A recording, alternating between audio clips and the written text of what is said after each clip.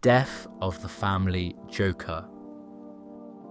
The death of the family Joker isn't just a scary version of the character, he's a complete unravelling of sanity, identity, and the twisted relationship between Joker and Batman. This storyline shows Joker at his most intimate and most surgical. It feels less like a comic book and more like a psychological horror film.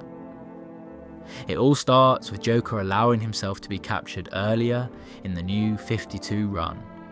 Not because he was caught, but because he wanted to be. Inside Arkham, Joker decides he's bored with his own face. He wants a symbolic rebirth. So he takes a blade, slices the skin clean off his skull, and leaves it behind like a snake shedding its skin. That alone would be disturbing, but what comes next is worse. 1 year later, he returns for his face, but he doesn't just break into the police station, he slips into it like a ghost. No alarms, no noise. Every cop inside found dead, neck twisted or carved open, with not a single sign of struggle. Joker walks out with his old face strapped to his head, like a soaking, leathery mask. And he's not the same man. Something has snapped. Hard.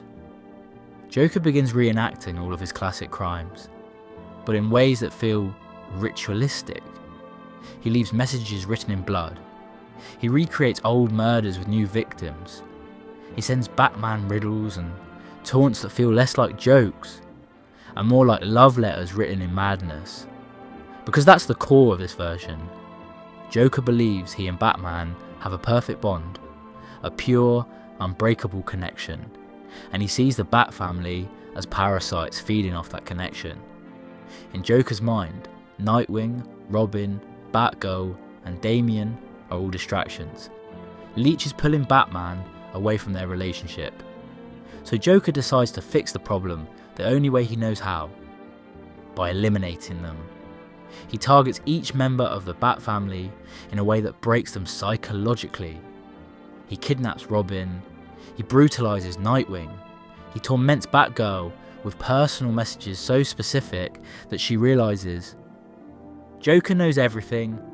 He's not guessing, he's not playing detective, he's been watching them for years. Joker even gets inside the Batcave without being detected. He leaves a calling card on Alfred's pillow, proof that he can step into the heart of a Batman's life whenever he wants. And then comes the dinner scene. Batman wakes up in a pitch black room, tied to a chair.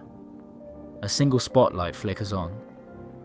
Joker dances into view, with his stapled on face barely hanging on. The Bat family sit blindfolded around a long dining table, trembling. Joker talks to Batman like a jealous partner, whispering in his ear, telling him he's taking Batman back. He pulls the lids off silver platters, revealing what appears to be each of their faces, cut cleanly and arranged like cuts of meat. The Joker tells Batman he's liberated him, that now Batman doesn't have to worry about anyone else, that it can be just the two of them, forever. Batman's panic is silent but deafening, and Joker waits for the break. He waits for Batman to scream, to beg, to fall apart. But Batman doesn't. Instead, he calls Joker out. He tells him, "You're afraid of me, you always have been." He reveals that Joker knows Bruce Wayne is Batman, but he refuses to accept it, because the truth ruins his fantasy. Joker freezes, his delusion shatters, and rather than confront the truth, he does what he's always done. He runs. He throws himself off a cliff, choosing death over losing the illusion that Batman is his perfect partner. He'd rather die than accept a world where Batman doesn't belong solely to him. In the aftermath, something horrifying becomes clear. Joker didn't physically mutilate the Bat family. The faces were fake. The dinner was a trick. He didn't want to kill them. He wanted them to feel helpless. He wanted Batman to feel responsible. He wanted to destroy their trust in each other. Not their bodies, but their connection. And he succeeded. The Bat family doesn't trust Batman. After this, not fully. Joker didn't break bones, he broke relationships. He did something no other villain ever managed. He damaged the Bat family from the inside. This is the Joker at his most terrifying. A predator, a stalker, a man who believes love is violence and obsession is devotion. The death of the family Joker is a horror story disguised as a Batman arc, and it stands as one of the most disturbing portrayals of Joker ever created. The Batman Who Laughs. The Batman Who Laughs is not just an evil Batman, he is the collapse of Bruce Wayne's mind, soul and morality, weaponized by Joker's madness and sharpened by Batman's intelligence. He is what happens when the world's greatest detective loses the one thing that kept him human: control. It begins with Joker discovering Batman's greatest secret, that deep down, Bruce Wayne is one bad day away from becoming him. Joker wants to prove it, so he unleashes one final nightmare on Gotham. He murders an entire hospital's worth of children, he poisons the water supply, he turns Gotham into a slaughterhouse of smiling corpses, all to push Batman to the edge. And it works. For the first time in his life, Batman does the one thing he swore he would never do. He kills the Joker, but the true punchline comes afterward. As Joker's heart stops, his body releases a special strain of Joker toxin, one designed only for Batman. A toxin created as Joker's final gift, a backup plan to turn Batman into the next Joker. Bruce doesn't go insane instantly. The toxin rewires him slowly, silently. He keeps fighting crime while it spreads through his mind. He smiles a little more, laughs a little too long, and then the darkness takes over. Days later, Bruce loses control entirely. The transformation isn't physical, it's psychological. He retains Batman's logic, his strategy, his mastery of combat, his ability to plan 20 steps ahead. But now, every moral rule that governed his life is gone. What's left is a perfect monster, Batman's worst case scenario. His first act is the murder of his own family. One night in the Batcave, he gathers the Robins, Dick, Jason, Tim, Damian, for training. They expect drills, he pulls out guns. Bruce Wayne slaughters his children while they beg him to stop, laughing through the entire massacre. The sound of his laugh is not Joker's laugh. It's something colder, emptier, like all joy has been burned out and replaced with pure malice. But it doesn't end there. He murders his Justice League too, one by one, exploiting every weakness he's ever studied. He blinds Superman with black kryptonite and listens to Clark scream as he murders his family with his own hands.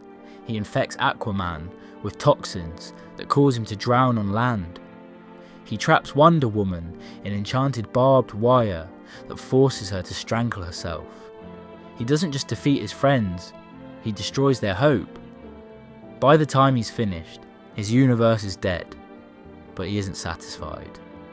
The Batman Who Laughs begins travelling across the dark multiverse, a place filled with failed worlds, broken Batmen, and nightmare versions of reality. He recruits the darkest, most twisted Batmen ever born, the Red Death, the Devastator, the Drowned, and forms the Dark Knights, an army of Batmen, each representing a different fear or failure, and he becomes their leader. He invades the main DC universe, Earth Zero, with one goal: not to kill it, but to convert it, corrupt it, reshape it into his perfect nightmare. He sees himself not as a villain, but as evolution, as destiny, as the better version of Bruce Wayne, who finally accepted the chaos inside him. And then, in the final stages of his ascension, he becomes something even worse: the Darkest Knight. A godlike entity powered by unlimited evil, infinite knowledge, and Joker's eternal madness. A being who can manipulate reality, travel through time, and erase universes with a thought. The multiverse becomes a playground to him, a canvas to destroy, redraw, and ruin. What makes the Batman Who Laughs terrifying isn't just that he's strong, it's that he's smart, cold, calculated, a strategist with Joker's morality and Batman's brilliance, the greatest mind in the DC universe, now fully committed to tearing it apart piece by piece. He is not Batman, he is not Joker, he is the death of both, and the birth of something infinitely worse.